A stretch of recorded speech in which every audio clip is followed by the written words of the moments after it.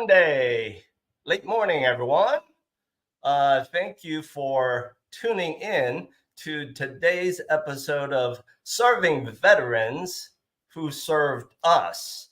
And with my lead-in, before I showed up in the virtual studio to greet all of you, you saw the short video clips of Chicago during the best season of the year, which is summer. At least I think so. When my co-host Jason pops into the studio, I'm going to ask him what's his best season. Hopefully he's going to kind of resonate with me and say, oh yeah, Bill, absolutely summer. So why? Because I don't know. There's so much happening in the summer. Why? Because, with the summer season here in Chicago, it's very compressed. There's more, I repeat, there's more activity than you can commit to. So the hard part sometimes is, picking and choosing what event, what activity you want to be a part of. And all of that being said, we're having a great summer. I think the weather so far has been what I call the peaks and valleys of very beautiful weather. And then, of course, today and tomorrow, according to, weather people, we are getting, hot summer. I don't mind that if it's a couple of days. And so with all of that said, let's bring Jason into today's conversation and ask him, right? I'm going to ask him, what's his favorite season? Who knows? I may be surprised. He may tell me, Bill, I love winter. And I'm going to give him a little side eye like, really? So let's ask him. So, Jason, what is your favorite season in Chicago, buddy? In Chicago, summer, for sure. Oh, yeah.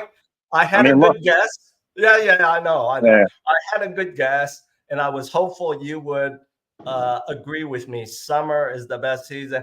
But you and I both know this. It's so compressed, right? Yeah. we try to jam in everything we want to do: block parties, festivals, vacations out the yin yang, and of course, for Jason and maybe some of you audience members, you're trying to do all of this because you have the kiddos that will eventually get back into their routine. So you're trying to manage everybody's wishes and wants. So do you also agree to your answer to that question? Because I know you've traveled a lot. You lived in like California, right? Southern Cal. You lived on the East Coast. Always summer is your best season? I mean, not always, but here in Chicago, yes. Our family makes a point not to travel in the summer. Really? Okay. Yeah, because there's so much to do in Chicago in the summer. There's no reason to go anywhere else. I can wait until winter to go somewhere else. Until winter. Yeah. Okay. Right. We wait until winter and then we travel. Spring. Why mess with the snow and the mud? If we can get away, we get away. That's true. Get away. Away. But summer, we make it a point to stay and just hang out by the pool and go to all the festivals and all the restaurants. And I mean, there's stuff going on every single day in Chicago. Chicagoland, if you will, the whole area. Too much stuff. Have you and your family had to play tourists and host with friends or whatever with those riverboat cruises on Chicago River? You have? Oh yeah, we do that. Yeah, same here. Here. Yep. Have you ever? Here's my next question: have you ever kayaked on the Chicago River? Of course. You have. Yep. Oh, I have my own canoe too, so I canoe. Oh my gosh, you're a veteran. I may have to ask you some questions offline. I have yet to kayak on the Chicago River, and it's something that I absolutely want to do. But guess what? Every summer there's so much other things that require my attention, and then by the time I think about it, it's no longer summer. It's September, October. You can still kayak in September. All right. Well, like I said, I'll have to take it offline and ask for your expert opinion. Yeah, no problem. All right. So, Jason, here's my first question. Leading into today's episode, Uh, I have my own perception of this, but I thought it's so much better just to ask a professional, a real estate broker professional. Are you seeing more inventory coming onto the market? Yeah, a little bit more. Not a ton, but there is more inventory definitely coming on the market, Okay. and the numbers reflect that. So that's been good because the last year has been very tight. So I'm hoping Yes. it loosens up a lot. But Right. we'll have to wait and see. I mean, if I had a crystal ball, I wouldn't be talking to you. I'd be in the Cayman Islands right now. So Yeah, true. You've been in the Cayman Islands, leading your team, and then literally saying, "Team, you guys execute, do the work. I'll show up when yeah, it's yeah, closing time." yeah, yeah. But a little bit more stuff coming on the market. People have been kind of waiting on the sidelines. They heard the interest rates are going to be coming down. Right, Whether they do or not, who knows? But right. we'll see. All indications show that they might come down a bit. I mean, I don't think we're ever going to see 2.5 again, but No, I mean, if they come down enough, it's gonna spur some buyers to get out there. So that's a yeah, good thing. Yep. absolutely. And just like you, I see it as well. Um, Taking off my mortgage professional hat and just kind of looking at things as um, a resident, a neighbor, kind of around me. Yeah, I see things coming onto the market a little bit more at a more consistent pace within the past 60 days. One thing I will share with you, and you'll probably nod, I hope, that is the things that come onto the market that sit around for a while. You've heard that cliche. We both know why, right? It's because it wasn't priced to sell, correct? Mhm. Yeah. Usually, there's exceptions to every rule, but usually, yeah, usually. That's true. Unless it's the unicorn, right? The unicorn that is like, oh, people are scratching their head. I don't Yeah, know if I want the unicorn today. I gotta mull it over. yeah. All right, I've let's had a talk. few of those. They're You've had a interesting. you've had a few of those. You've sold a few of those, right? Okay. Yep, yep. And by the way, we all have, right? On your side of the business or on my side of the business, if you haven't worked with a unicorn client, come on, you're not tested, you're not battle worthy, right? Yeah, for sure, for sure. All right, let's now shift the conversation to ba, ba, ba, the big elephant that showed up in your real estate room a weekend ago, and then that is Jason. We talked about this, and I think Mhm. you agreed. Uh, and it is the big elephant, which is the nothing burger. So Yeah, a weekend ago. So let's role play this. A weekend ago, a potential seller like me calling you to say, Jason, rates are moving. It's falling a little bit. We've been itching to sell. We feel like now is the right time. So you took my call live, right? And hmm then I'm like, what do we do next? And then here's the nothing burger. You say, Bill, I do what I do. Here's what we need to do next. And then I drop into our conversation. So, what the hell is all of this broker compensation changes? What do I need to know?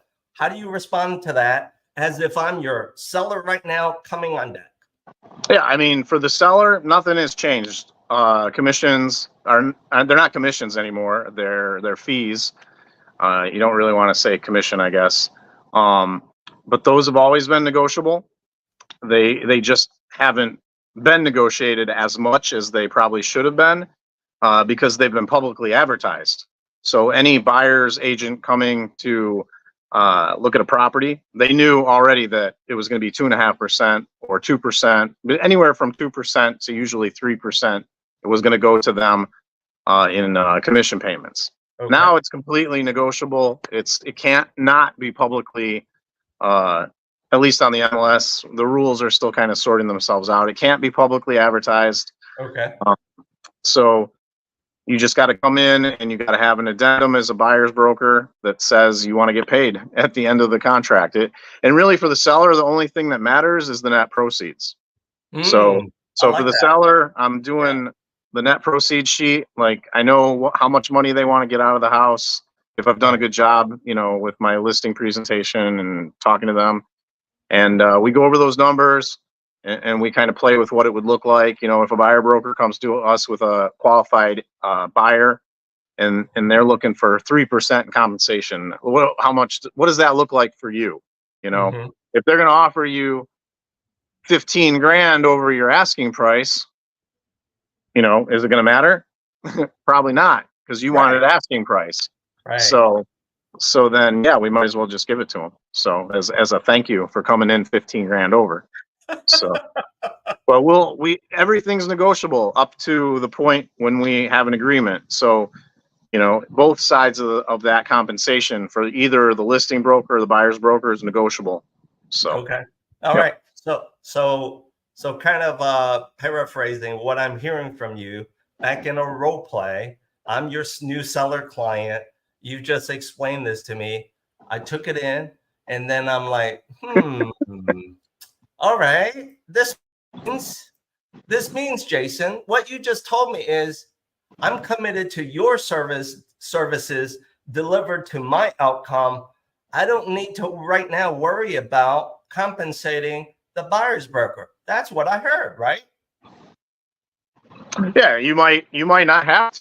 I mean, if the buyer's broker has an agreement with the buyers, which they should legally have an exclusive buyer's broker agreement where the buyers are going to pay them if the seller isn't going to offer that compensation.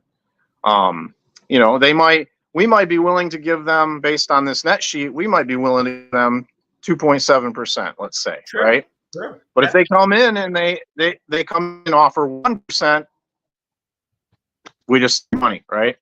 Yeah. So we want to wait and see what they bring to the table.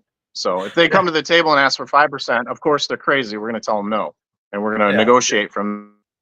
Oh, and there's a lot of other factors that go into it, but at the end of the day, for the seller, it's all about the net. Yeah. We really need to be well versed as realtors to do those net sheets, to let people know what they're going to be netting out of the sale. Yeah.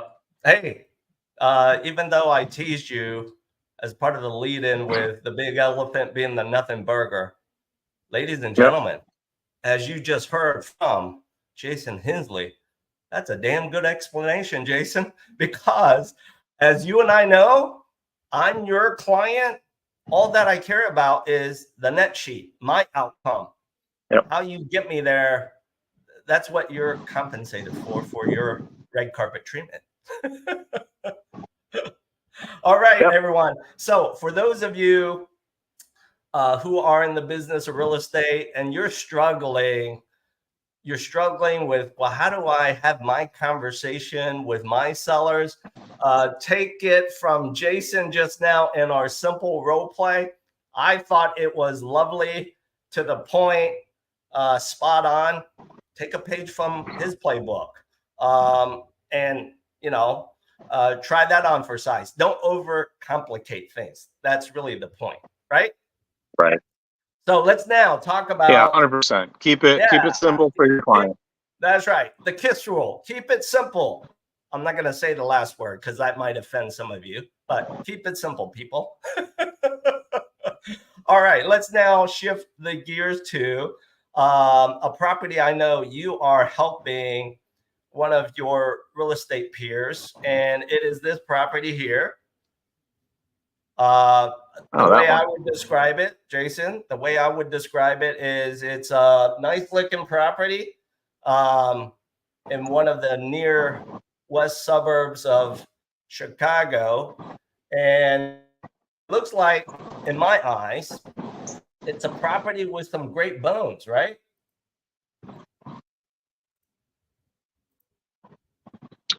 Yep. I'm listing this with my my real estate mentor in the business, actually, Brian Brennan, with that properties. But yeah, it's a good property. It's been in the same family since it was built in the 50s. The only thing they updated was the kitchen about probably 15 years ago. Yep, So it's kind of got that 50s vibe to it. Yeah, it's got a big square footage, but definitely needs a freshen up to bring it into the modern era. So, but again, big footprint, lots you can do with it, a lot of flexibility with the property. There you go. Well said. Yeah, that's my perception of it as well. And so with that, everyone who's tuning in to today's episode, if this is the kind of property that might interest you, right, real simple, just reach out to Jason. As we wrap up today's episode, we're going to make it very easy for you to start and engage Jason in a conversation. So stay tuned for that next step. But in the spirit of this property, I know in real estate speak, there's that cliche, you know, I've heard myself when I've been selling in or buying, which is location, location, location, right? And so with that, when you do find the right property, good bones in the right location, but then as Jason touched upon, maybe for the next owner, it needs to get transformed just a little bit. The reality, people, is there are financing solutions to help you get to your outcome. If you are a veteran, you have the ability to finance the purchase of this property, great bones as you see it, and then renovate, transform the property to for it to be the way that you want. Why? Because at the end of the day, you want to have this feeling here. You really do, right? You want to come home and say, oh my gosh, my family, my spouse, we're all going to enjoy this next chapter in our lives. So again, to that point, if you or someone you know is looking for great property, good bones in the near west suburb of Chicago area, hit up Jason. You'll see how to reach him very shortly. And Jason will gladly start a conversation with you because he now knows how to have that great conversation with you about the nothing burger. Yeah. So with all of that said, wrapping up our episode of Serving Veterans who served us today, how can you reach out to Jason? Bada bing, bada boom. It's very simple. Scan the QR code that you see next to Jason. And along the way, if you do need help with financing and financing the renovation of a subject property, reach out to me as well. Just scan the QR code on the other corner. And both Jason and I will gladly start a conversation with you about how we can get you to your next chapter. We will make it so simple about compensation. And also, you know, if you need to sell something, by the way, if you need to sell something to buy something, Jason can absolutely help you with that because no problem. Because as you heard in our simple role play, he made it crystal clear to me as a potential seller as to how he's going to get me to the outcome that I want. So people, that's it for today. Jason, right back at you, wrapping up our last hot couple of days of summer, right? A lot of time in the pool. A lot of time in the pool. Yeah, a lot of time in the pool. I don't blame you. All right. So everyone, Jason and I will see you 4 weeks out. So enjoy August and the start of Labor Day weekend until we see each other again very soon. All right. Have a good one.